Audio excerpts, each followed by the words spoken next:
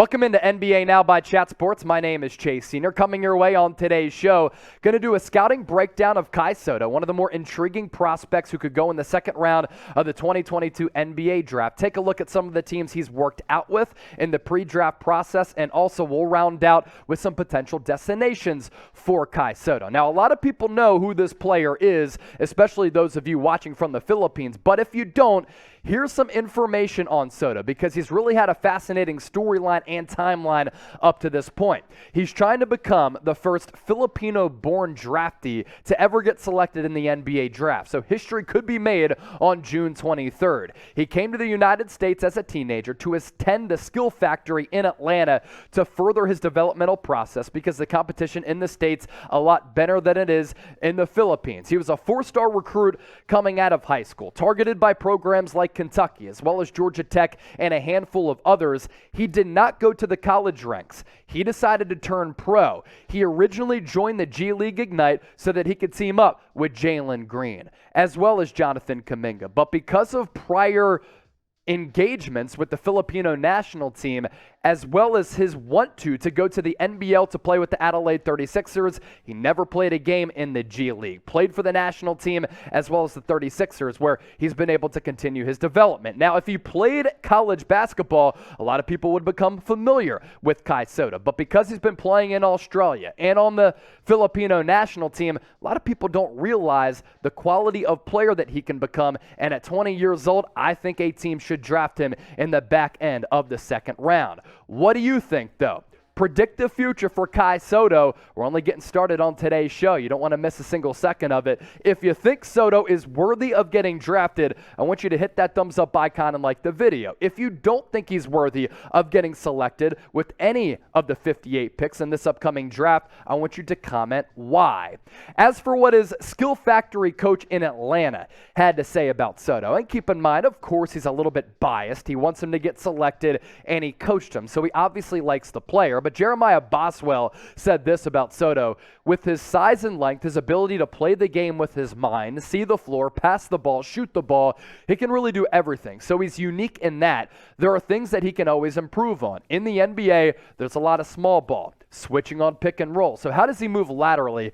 Can he switch on guards? And how does he play pick and roll? Can he hedge and get back? And those are some of the concerns that I have on Kai Sotto. You look at the size, 7'2", 7'3", depending on where you look. He's about 240 pounds. I think that he can add some muscle and beef up just a bit, going up against some really good players on the low block in the trenches at the NBA level.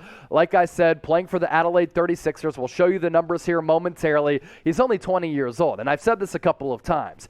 If players like Boban Marjanovic and Taco Fall can get run and they can get tick at the NBA level, I think Sotto can as well, especially with how he can develop over time if he just gets into an NBA facility and gets in that weight room. He's not that agile, needs to improve on his footwork, and like his coach said from his high school days, needs to do a better job of moving laterally, and I do have some concerns about how he can get out to the three-point arc to defend some really athletic bigs, to alter and block shots out there, but also if bigs put the ball on the deck, they can blow by Kai Sotto because he's a little bit slow. Again, these are things that he can improve upon over time.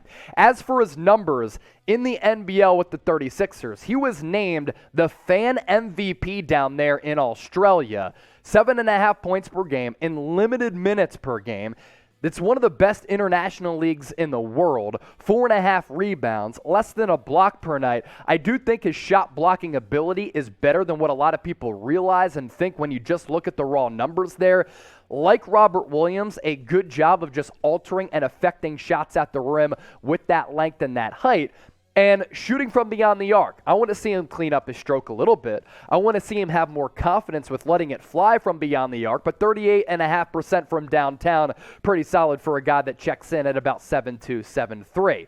There are some teams who are reportedly interested in Sotto in the lead up to the draft. This coming from his agent, and once again, is this just agent talk to hype up his client, or is it for real? Teams that scouted Australia this year, which surprisingly, given the history of Australia, Australia, sending players to the NBA, is not as extensive as one might imagine. We're very enthusiastic about Kai. That's why we have so many teams that want to bring him in for individual workouts, and we actually already have commitments from at least one team that said if he stays in the NBA draft, we will draft him. We have that already, and Kai Sotto is staying in the NBA draft. So with this agent saying we have at least one team that has said we're going to take him, is that agent speak?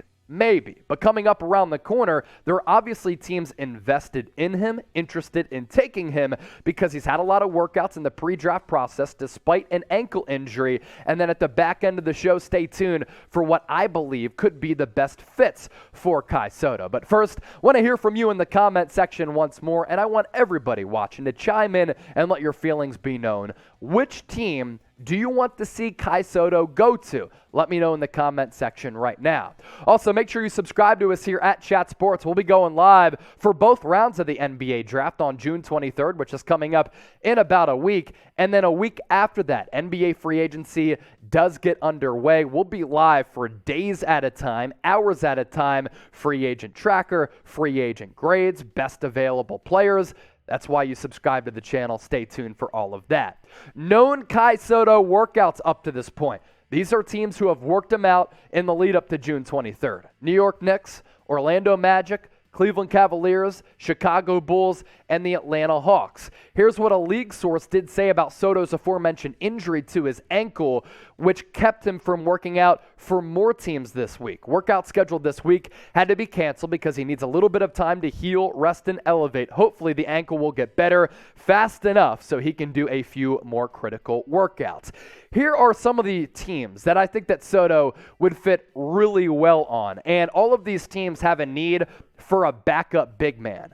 The New York Knicks, they worked out Kai Sotto. Obviously, they're interested, so I think Sotto would be a really good fit. They could lose Mitchell Robinson. Los Angeles Lakers, they are bereft of depth in that front court. They might not have Dwight Howard. They moved on last year from DeAndre Jordan. They don't have a young center that they can build around and develop. And you put Sotto at the G League level, he could be a good fit with the Los Angeles Lakers. Boston Celtics, you have Robert Williams. Other than that, who are your backup bigs? Kai Sotto, I think, could fit well on the Boston Celtics. For the Golden State Warriors, they might lose Kevon Looney in NBA free agency.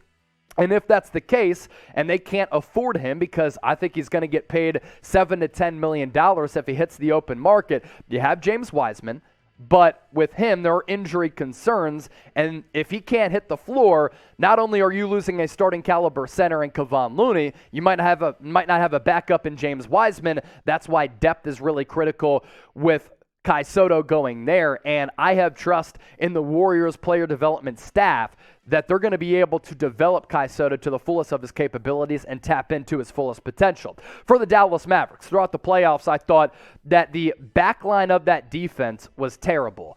Once opposing guards and wings were able to get past that first and second level, what I mean there, the guards and the wings on the roster, Dallas lacks a rim protector, and Sotto could give them that. Boban Marjanovic, we'll see if they bring him back. He is Luka Doncic's homie. Orlando Magic, another team that worked out Kai Sotto. Cleveland Cavaliers also have to be on this list. Chicago Bulls, Atlanta Hawks, Utah Jazz. I also look at a team like the Philadelphia 76ers. So many times in the playoffs, when Embiid has gone to the bench, the Sixers have been so bad behind him. This past playoffs, it was Paul Reed as well as DeAndre Jordan. In seasons prior, it was Greg Monroe. I thought Andre Drummond was a really good backup for Embiid, but they traded him away in order to get James Harden. So I'd put the Sixers on this list as well as another team where Kai Sotto could go to with one of those late second-round picks.